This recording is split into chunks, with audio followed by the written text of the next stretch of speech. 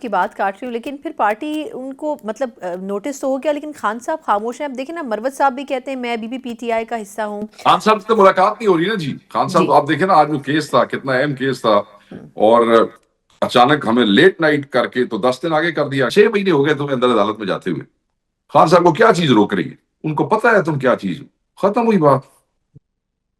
اچھا، اب سر آپ نے ابھی اپوزیشن الائنس کا ذکر کیا، تو اب تھوڑا سا یہ بتائے گا کہ چلیں ان سیاسی چیلنجز سے تو نمٹ رہی ہے پی ٹی آئی، لیکن اب سیاسی محاذ کے اوپر گورنمنٹ کے خلاف جو الائنس تھا وہ بڑی سلو سپیڈ کے ساتھ کیوں پروسیڈ کر رہا ہے؟ مطلب لگ رہا تھا کہ شاید مولانا صاحب کو بھی شامل کر کے پھر کچھ ہیپننگ ہوگی، لیکن بظاہر اس وقت خاموشی نظر آتی ہے. اس کی کیا وجہ ہے؟ کوئی حکمت عملی ابھی تک طے نہیں ہو سکی ہے، یا کوئی جو نہیں نہیں، رولز؟ کوئی جی نہیں، کوئی جی جی. ایسی بات نہیں. نہیں نہیں نہیں، کوئی چیز ٹھنڈی نہیں ہے.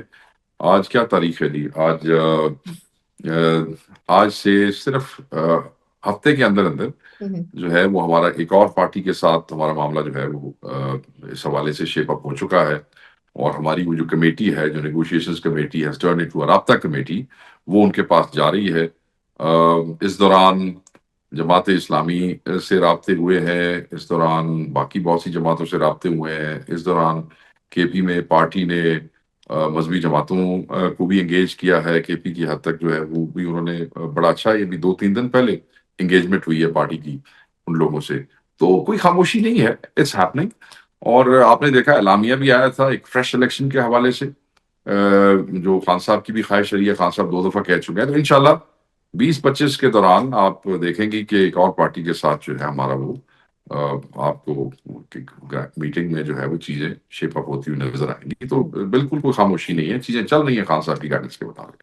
اچھا، لاسٹ میں صرف اس حوالے سے یہ جاننا چاہوں گی کہ کیا یہ پاسبلٹی موجود ہے کہ جے یو آئی فے کو بیسکلی لیڈنگ رول دیا جائے گا احتجاجی تحریک چلانے کے لیے، یا آپ کو لگتا ہے کہ میوچولی سب اکٹھے ہی چلیں گے؟ مطلب کس اسپیکٹ میں غور ہو رہا ہے؟ اور دوسرا کہ اگر اس دوران حکومت کی طرف سے کوئی مذاکرات کی یا بات دوبارہ بیٹھنے کی جاتی ہے، تو پھر وہ بالکل سراسر نو ہوگا، یا اس میں کوئی بات چیت کا آپشن کھلا رکھا جائے گا؟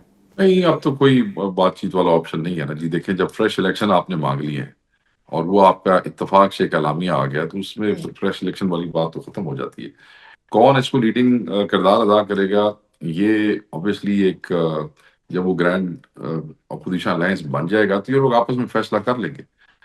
جب اور اس میں ہماری قیادت بھی بیٹھی ہوگی، ہمارے ذمہ داران جو خان صاحب نے نامینیٹ کیے وہاں پہ ہوں گے. وہ خان صاحب کی گائیڈنس کی روشنی میں جو مناسب ہوگا وہ مل کے فیصلہ کریں گے جی. بات یہ نہیں ہے، بات یہ ہے کہ اس ملک میں رول آف لا کے لیے، ڈیموکریسی کے لیے، ہیومن رائٹس کے لیے جو ہے وہ کھڑے ہونا ہے.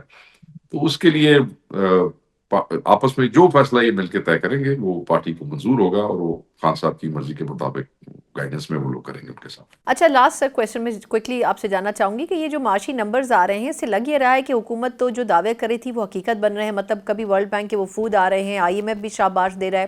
آج پھر میاں نواز شریف صاحب نے کہہ دیا کہ جی ڈیفالٹ کے دہانے سے پاکستان کو واپس لے آئیں شہباز شریف صاحب.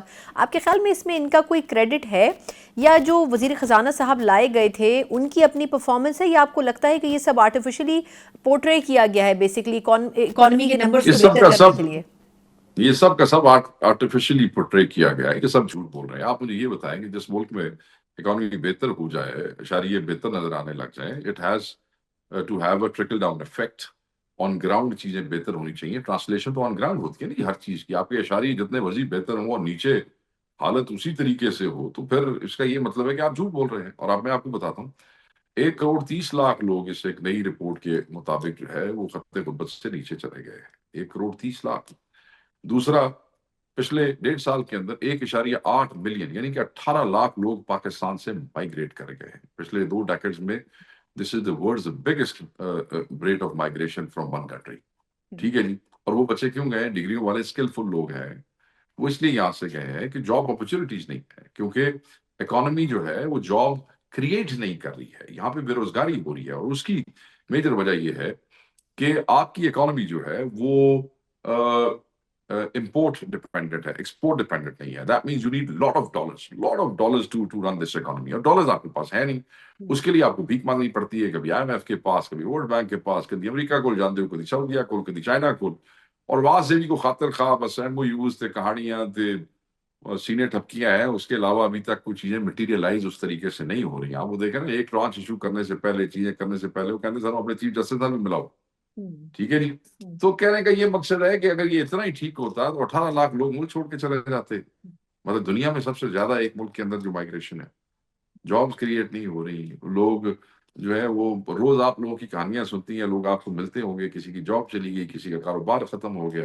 نہیں, جہاں سیکورٹی سچویشن یہ بن جائے جس طرح, مطلب جس ملک میں صوبے سے کچے کے ڈاکو قابو نہ آ رہے, وہاں پہ کیا کاروبار ہونا ہے, کیسے ہونا ہے. بس ٹھیک ہے, یہ لوگ سنا رہے ہیں, ہر چیز ان کے ہاتھ میں ہے, میڈیا کو بھی کسی حد تک مینج کر لیتے ہیں, but it's not being translated on ground whatever they are claiming. بہت بہت